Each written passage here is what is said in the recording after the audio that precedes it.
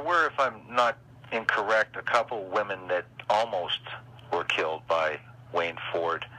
And in your book, you talk about when these people came forward. Can you tell us a little bit about that, or at least one of the victims, and what she had to say? Yeah, Rachel Holt, who I actually got permission from directly to use her name because, generally we don't, as journalists, don't identify names of rape victims, certainly if they don't want that. But she agreed to let me use her picture and identify her in the book.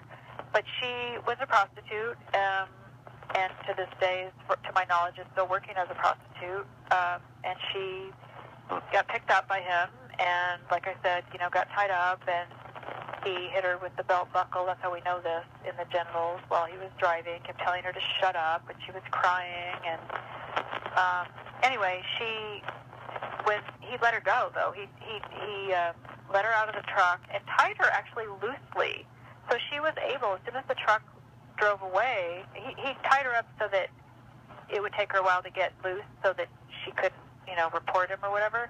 Well, she did. She got loose, and she crawled up the ravine and, had someone pick her up, and she went and she, called and reported it. And she was, taken to a hospital so they could do a rape kit and look at her injuries. And she was still really upset. And she ultimately did a sketch for the sketch artist. And then after Wayne turned himself in, she identified him from a photo lineup. There was another prostitute who he picked up and did some similar things to down in Orange County, which is the other end of the state. So he's a trucker, just driving up and down. She was not ultimately able to testify at trial, even though she had a similar story, because she was too strung out on meth and she just wasn't a good witness. So those two, they both reported it, and they were both telling similar stories. So Rachel Holt's testimony was signifying some of the,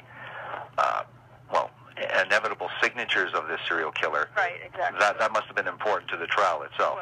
Yeah, and the defense actually, though, was pretty brutal to her. She told me that it was the most horrible experience, because basically she gets raped, and then she gets on the stand, and the defense is,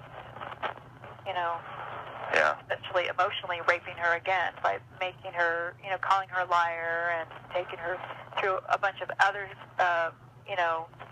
more minor infractions, lying to the police about this or that, and so why isn't she lying now, and, that kind of thing. But the thing is that her story was pretty consistent with the injuries of these that were found on the bodies of these other victims. So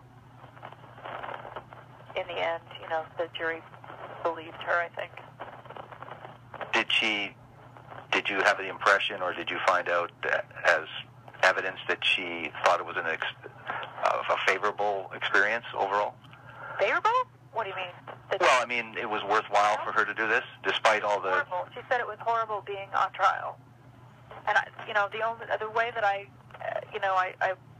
talked to her, and I just said, you were really important in this trial in helping get him convicted.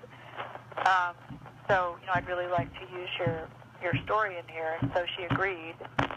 So, but she claimed, it really wasn't that bad. It was actually worse to be on trial, because she said she had put it behind her and she had moved on. But it was actually almost worse to be on trial than it was to be raped, which I don't personally believe. But well, certainly, sometimes what I found is, from my personal experience and from just looking at these stories for a few years, is that the media is not very fair to a person that's brave enough to come forward, especially like a woman in this kind of case has been raped, to come forward.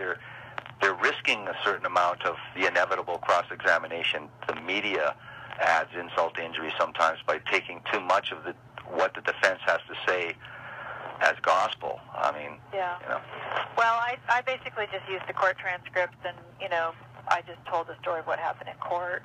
So I don't make any judgment. I just put it out there what she claimed happened. So right. So where is Wayne Ford right now? He's awaiting